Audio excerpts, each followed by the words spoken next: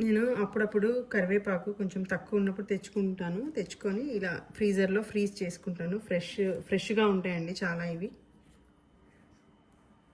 చూడండి ఇలా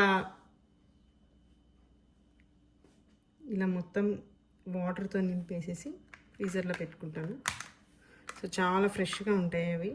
నేను ఎలా ఉంటాయో మీకు రేపు చూపిస్తాను ఫ్రీజ్ అయ్యాక. చూసారు కదా ఇలా ఫ్రీజ్ అయ్యాయి. ఇప్పుడు నేను వీటిని జిప్ లాక్లో వేసి పెట్టుకుంటాను. ఇలా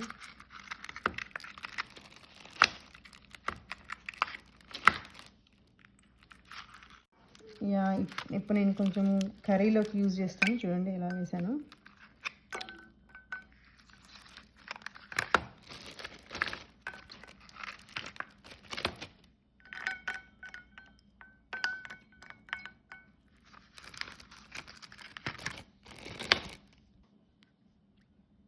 చూసారు కదా ఎంత ఫ్రెష్గా ఉందో.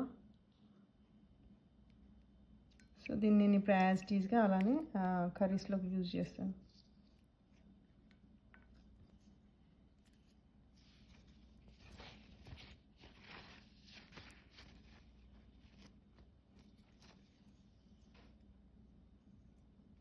చూసారు కదా చాలా ఫ్రెష్గా ఉంది.